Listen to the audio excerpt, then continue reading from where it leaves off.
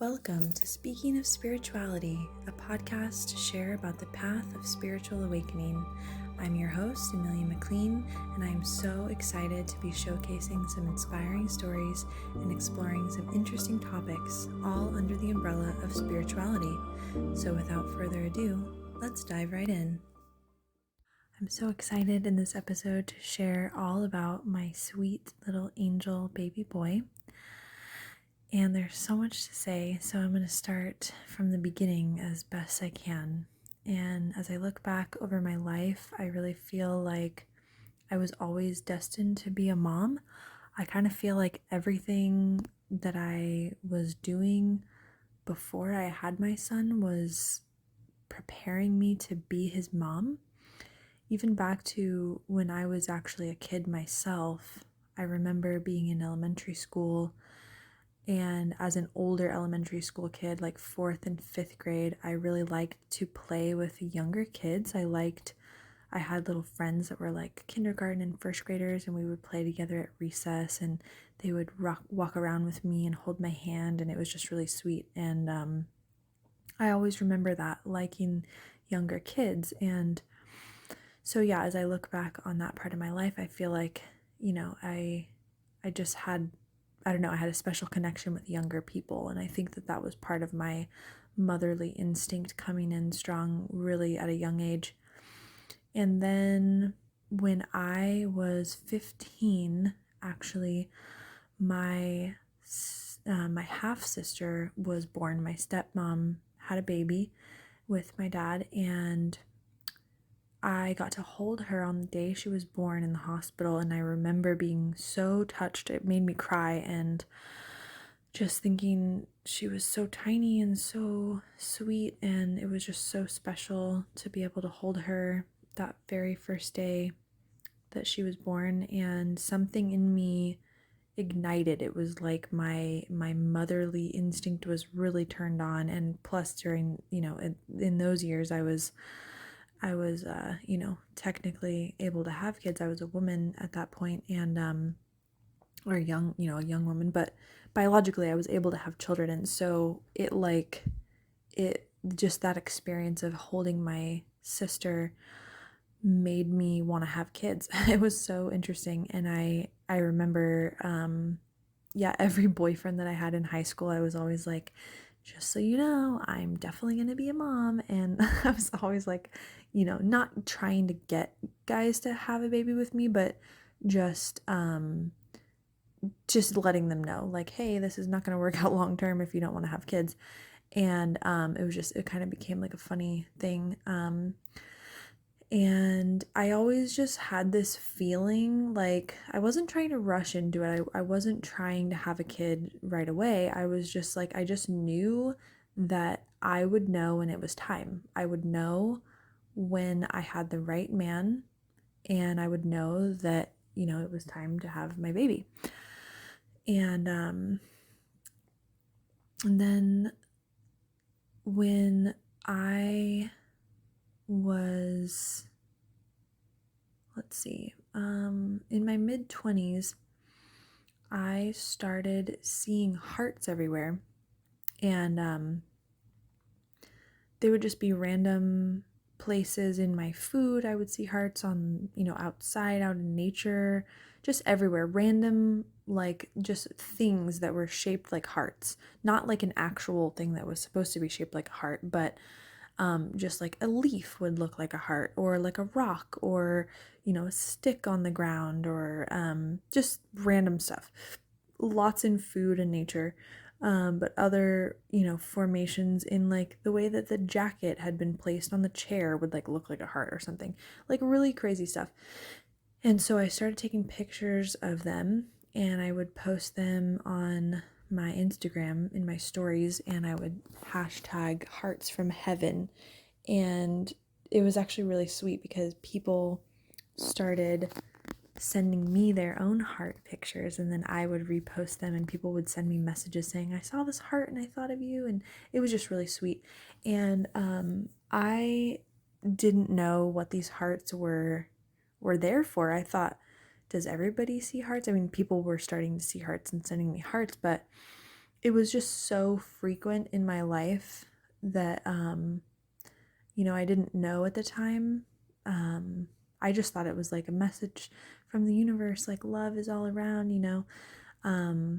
like I'm here to share this love with people. And, but the hearts actually, I stopped seeing them when my son was born. And then I knew that it was him. It was his spirit. He was with me. He was connecting with me, and that was his way. And sometimes I do still see hearts sometimes, but I mean, it was so frequent back then. And so I know it was him. And anyway, just so funny. So when David and I got together, which is a whole nother story, that's obviously what led up to me having a baby, meeting his dad. But then I have a whole episode about that, about our love story and how we got together, which is definitely a really magical story.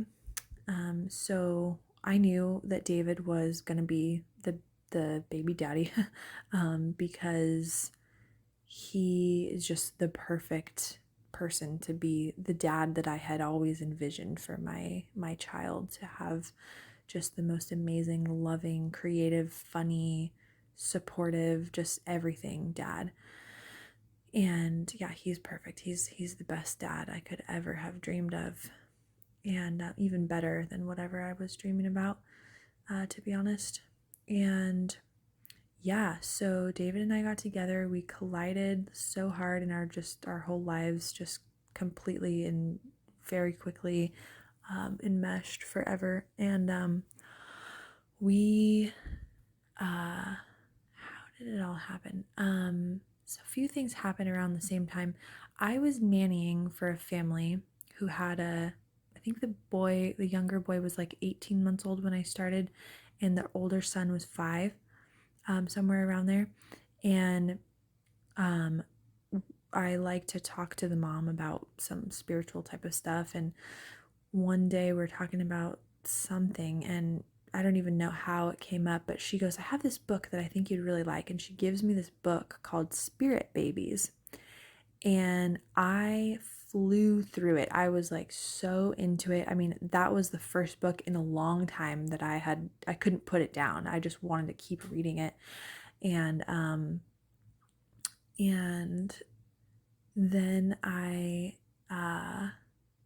David and I got invited to go meet his friend's brand new baby. They invited us over to see their baby the baby was like 2 weeks old or something. And we were chatting with them while we were there, and the dad goes, I just thought, if we're gonna have a kid, let's just have it now so we can enjoy it longer, because if we wait to have kids, then we'll be older. And so he just brought up this point, so he was kind of like telling us, because David was, saying like, I want to wait till the right time. And I had also heard from people like, there's never a right time. Like, you can't like wait for the right time, because you might not ever feel like it's the right time. So you just kind of have to go for it and just make it work. And so we left their house that day being like, okay, like, let's go make a baby. Like, this is going to happen. And we had the most special, amazing conscious conception, which is what I learned about from the Spirit Babies book, because it was talking in the book about a conscious conception being when both of the parents are, I mean, it's pretty self-explanatory, but both of the parents are like, let's have a baby and let's do it now. And it just makes this magical experience happen. And so we conceived like probably that night. And yeah, I got pregnant right away, and it was like my body was just ready for it. Oh, also during that time, I had been doing my meditation, my candle gazing meditation every day.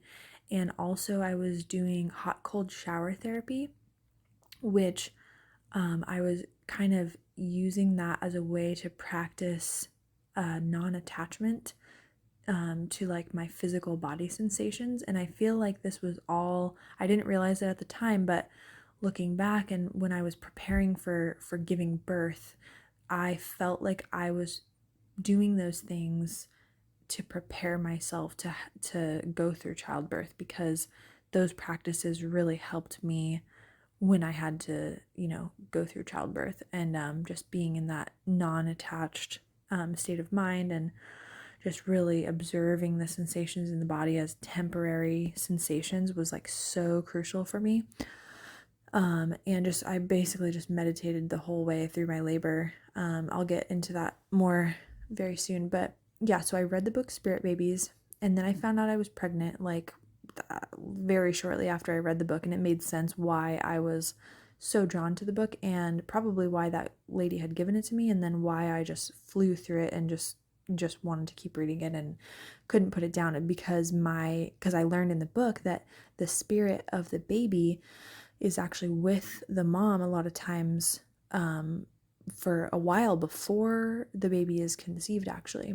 And then I don't think the spirit comes into the body of the baby until just like shortly before birth. But anyway, so the spirit is just kind of like hanging out like in the mom's, aura, basically. And so that's when then knowing that, when I figured out about the heart thing, I was like, okay, for sure, he was just like with me, being like, I'm here, Mom, I'm ready for you, whenever. Yeah, so then I started reading Hypnobirthing, and that book was so powerful, really, really good, very much helpful for me for childbirth, obviously. And my friend also suggested a podcast called the FREEBIRTH Society podcast. And I started listening to those episodes, and they were so empowering. Stories of women giving birth by themselves, unassisted, and so no midwife, no doula. Some of them had doulas, but it's basically not a person in the medical field, which a midwife is like a doctor, sort of. Not a traditional doctor, like a birthing doctor, basically, but they are a certified medical person. So I got really into free birthing, and one of the first episodes that I listened to of that FREEBIRTH Society podcast was a woman that, then I heard the phrase wild pregnancy. And this was also during COVID, by the way. So I had no desire I really didn't want to be wearing a mask even during COVID, because especially when I found out I was pregnant, I was like, I need to be oxygenating my body. I can't be, wearing a mask. And like, I was just very much of the mindset, like, I'm going to be fine. I was not afraid of COVID ever. And I knew I was going to be fine, and I knew that I needed to breathe fresh air. And the mask really hinders breathing, obviously. And I don't think that it's sanitary for you to be wearing a mask like that all day. Anyway, I didn't want to be talking about COVID in this episode, but it's just kind of coming up because, that's where I was at during that time. So I was dealing with that, and yeah, so I didn't really have any desire to go. I've never really been like a hospital-y, doctor-y person anyway, but I had no desire to like go to see a doctor. I didn't feel like I needed anybody's help. And what I really was doing was I was connecting to my intuition, and I was also connecting with the spirit of my baby to know what I needed. And I believe now he was guiding me. I mean, yes, my intuition was also part of my guidance, but I don't, looking back, it doesn't even feel actually like it was me. So it kind of feels like it was somebody else doing whatever I did, and which was the wild pregnancy, which basically means I didn't go to see a doctor at all. The entire time I was pregnant, I didn't see any medical professional. I did actually one time I went to the chiropractor, and that felt weird. I didn't like being there. And it was strange, and yeah, anyway. But other than that, I had a totally wild pregnancy. So I researched everything that I needed to know about giving birth, about being pregnant, about anything that I could possibly need to know, that, could quote unquote go wrong or whatever. And I felt like I was so connected to my intuition that I would know if I needed some medical attention, if I needed someone's help, I would know. And that's just where I was at. That's how I felt. And looking back, I think now that that is what Alex needed to be able to come through in the clarity that he did. Because unfortunately, what I realized and what I learned about when I was pregnant is that so many, newborn babies come into the world drugged out a lot of the time, the majority of them. And it's so sad. And, yeah, I had somebody tell me basically that, well, it was a lactation consultant actually who I talked to, obviously, after I was, had my baby. But because I told her about the free birth that I had, which I'll get into in a minute, but and she said, about how when he came out, he was able to do the booby crawl, they call it, which is when the mother is laying on her back and you put the baby on her belly after birth, like right after birth, and the baby can actually sniff out and crawl up to the nipple to start nursing. And that's how they're supposed to be able to, function right then and there. And she said most babies can't do that because they're drugged out. And it's just so tragic and so sad. Anyway, there's like so much more I could say about that. I became very, very passionate about free birthing and just the atrocities that happen to people in the hospital. It's just so sad. And people don't realize, mothers don't realize that they can say no to a lot of what happens in the hospital. They don't need they feel like they need people's help, but you don't actually. Unless you have like a certain complications in your body. If you're a healthy, able-bodied, person, you can have a baby very safely on your own. And we have just been trained to believe otherwise, and it's so awful. It's one of the huge ways that I believe that we're being controlled by the people who have been in control of the population on the planet, actually. In modern industrialized nations where there's hospitals and people give birth in the hospital, that is a huge control mechanism, I believe, to take the power away from the mother. It's a way, it's so, what do I want to say, like dehumanizing or something? I don't know if that's the right word, but of women to take their power away like that, because that's really what happens, and they don't even know, they don't even realize that that's what's happening, and it's just so sad. And then the babies come in and they're all like whacked out on these hard drugs, and oh God, anyway, it makes me really sad. But so yeah, that's why I'm so blessed that I was connected to my intuition in the way that I was, and that I had the willpower to stand my ground and to be confident in what I was doing, because I got a lot of weird, looks from people and just strange energy. I really tried to only tell certain people about what I was doing, because I knew, if you tell the wrong person, they're gonna like say really weird shit to you that you don't want to hear.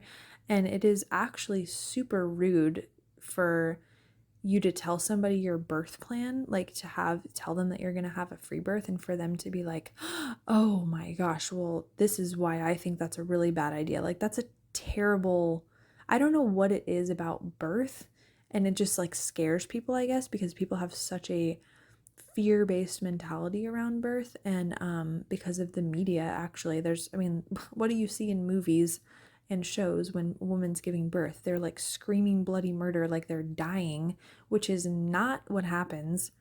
I learned that, in the hypnobirthing book, actually, I learned a lot about childbirth and what's actually physiologically happening in the body.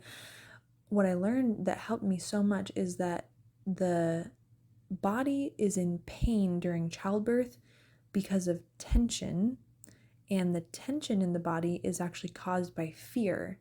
So if you can overcome your fears of childbirth, whatever they are, then you can relax and your body will be at ease, and then the baby just kind of falls out. That sounds ridiculous, but in a lot of ways, that is what happens, because there's something called the fetal ejection reflex, which is what happens right at the last stage when the baby's being pushed out.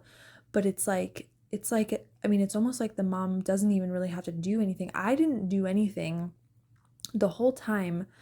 I just pushed at the very, very end. I had a beautiful, oh my gosh, yeah, I guess I'm just going to go into telling the story now because that's just how it's going. But I had the most beautiful, special birth.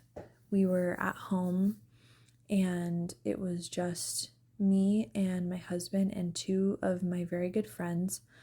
And yeah, we just nested down, and my labor was like 43 hours, I think, which people are always like, oh my God, like what a long, no, it's supposed to be that way. If you could just relax and let the woman take her time having her baby, that is how the body naturally wants to.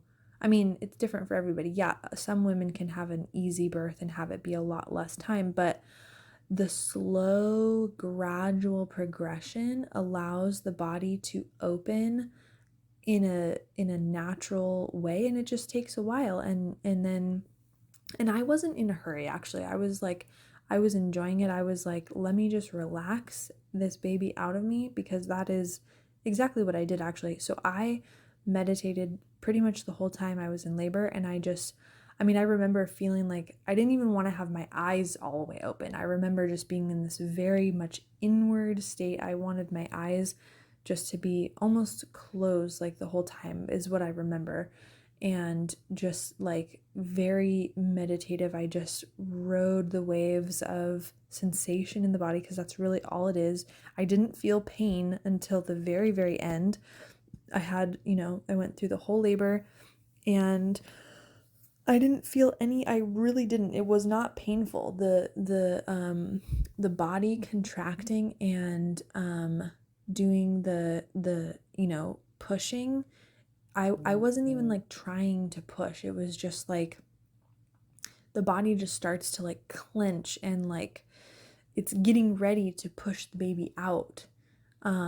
But I didn't have to do any of that pushing, like actual pushing on my end, until the very end, when he was like coming out, like his head was coming out, or no, his feet came out first. Anyway, or his butt, is it the butt? Anyway, I don't remember. I couldn't see down there. No, but I think the butt comes out first. Anyway, so yeah, but it was such a magical experience, and he came out, and for I think for a second there, just his head was in, and I remember just feeling really tired, and my friend just being like, this baby needs to come out right now. And I just had this massive push, and he came right out, and there was like this, I was just totally relieved at that point, but they were, my husband and my friend were like trying to make sure the baby was okay, because he was all gray at first, and they had to untangle the umbilical cord a little bit from around him, and then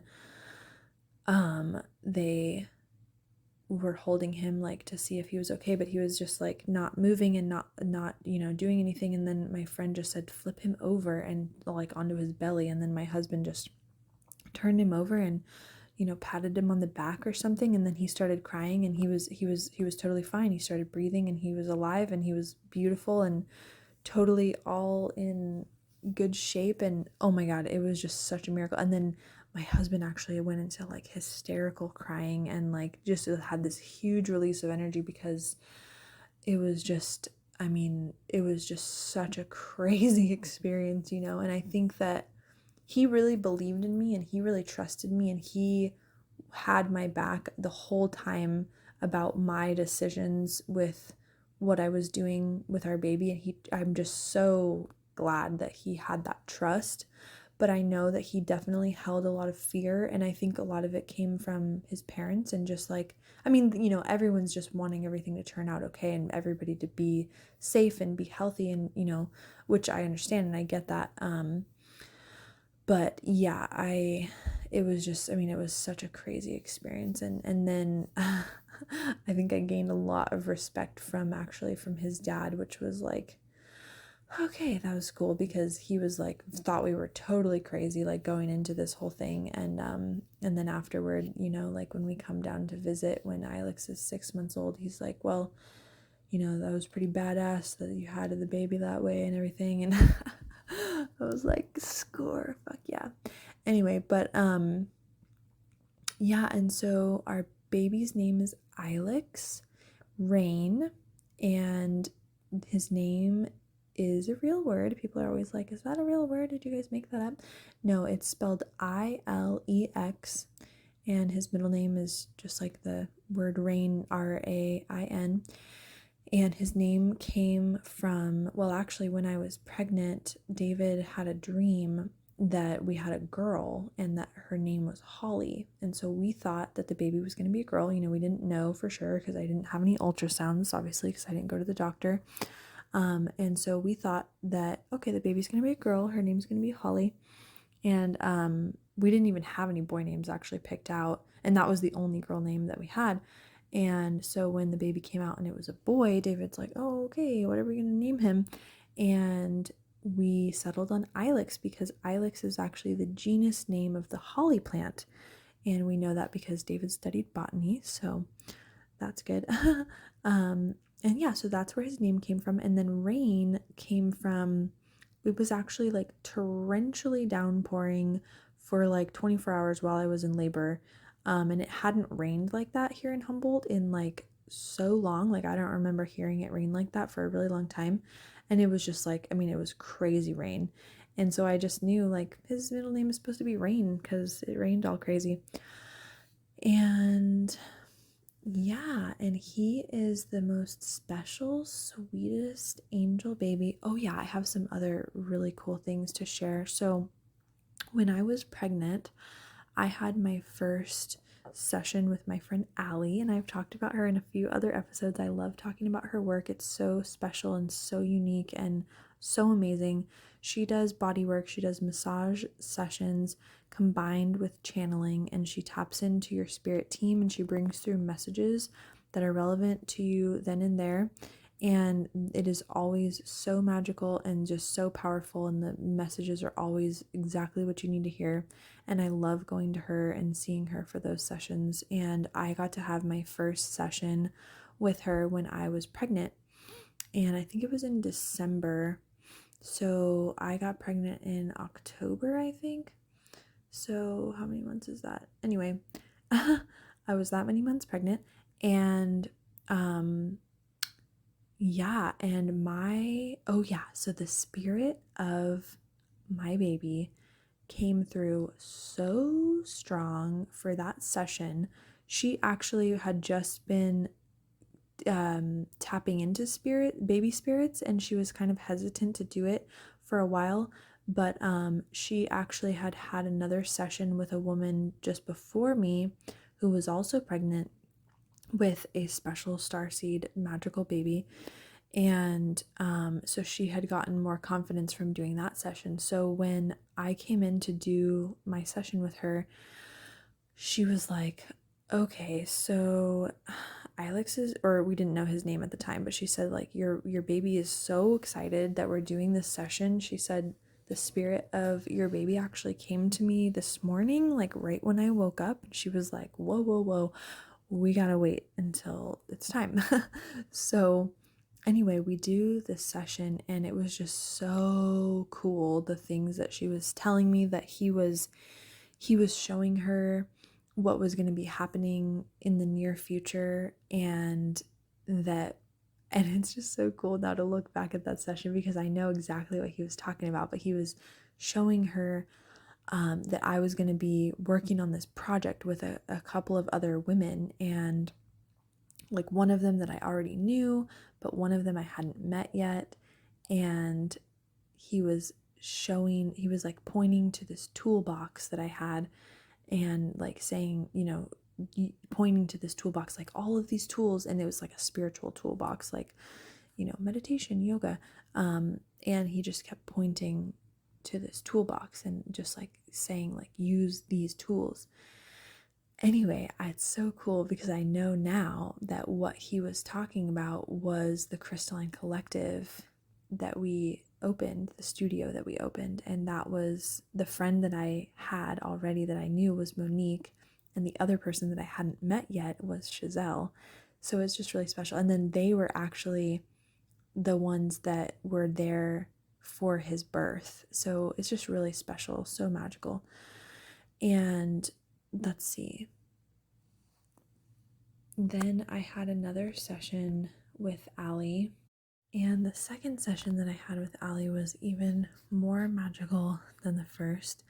The things that stick out from that session that I remember her channeling from Ilex was that he was showing her these images of like crystal rainbow castles, and he was showing her that he's coming here to build the new earth.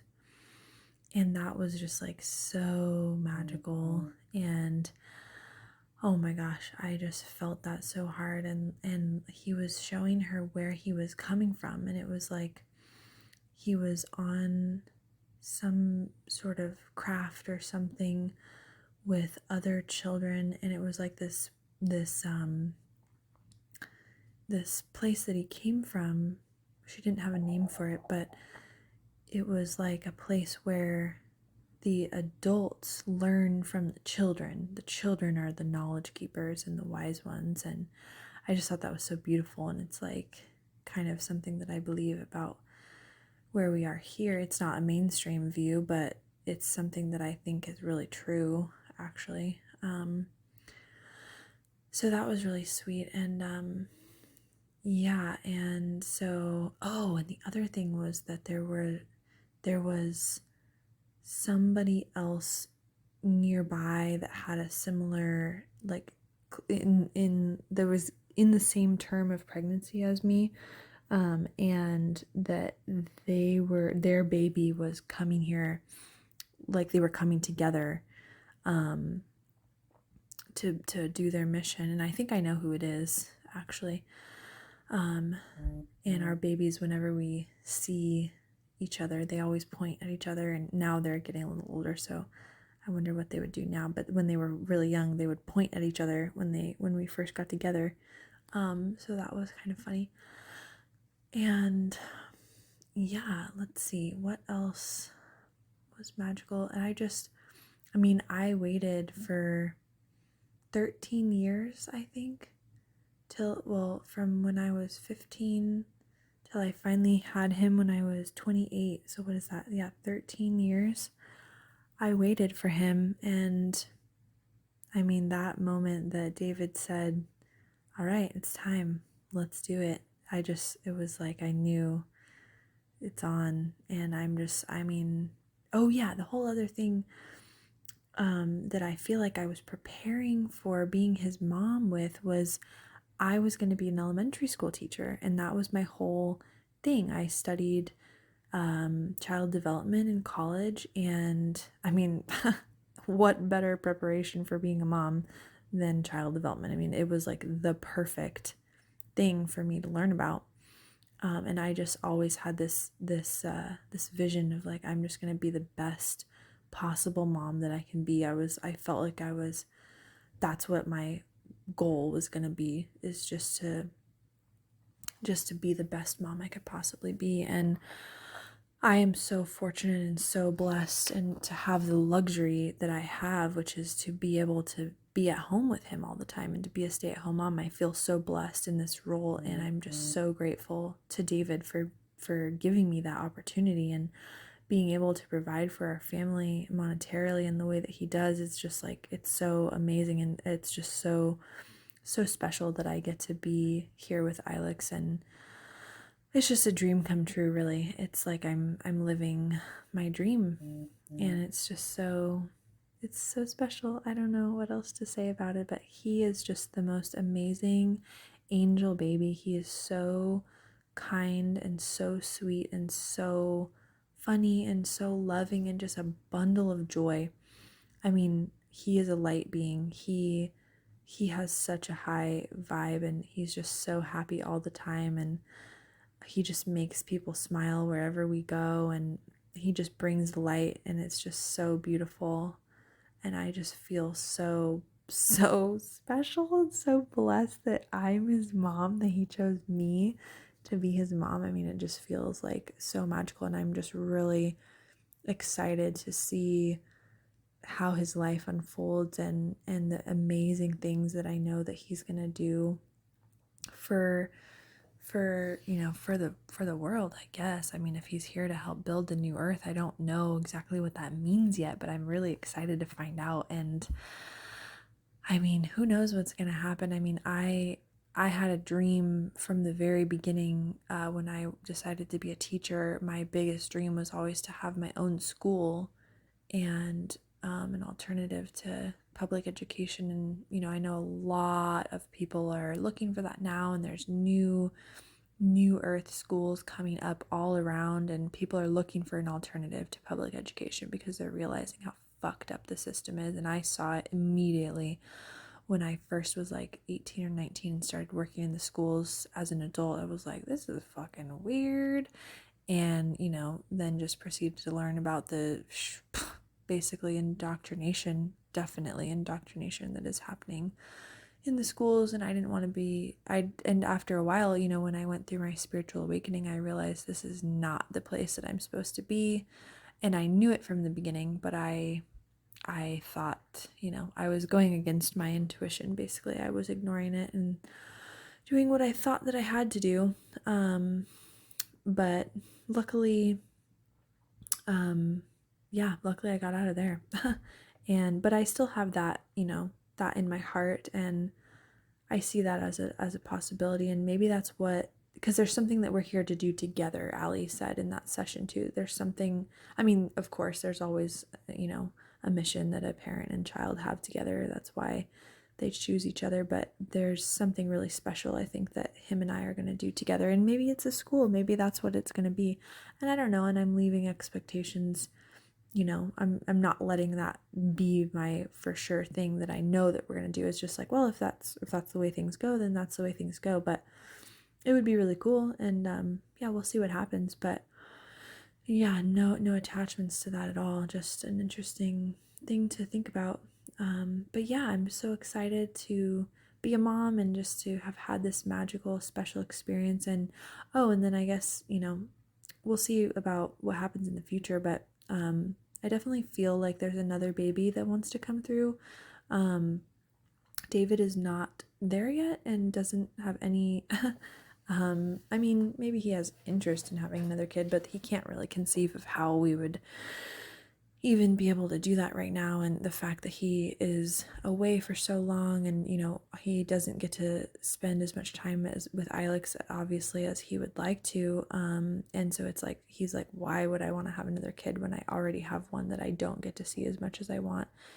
So hopefully things will shift here in the near future, and we will be able to have him be at home more, and working less, so that he can be with us more.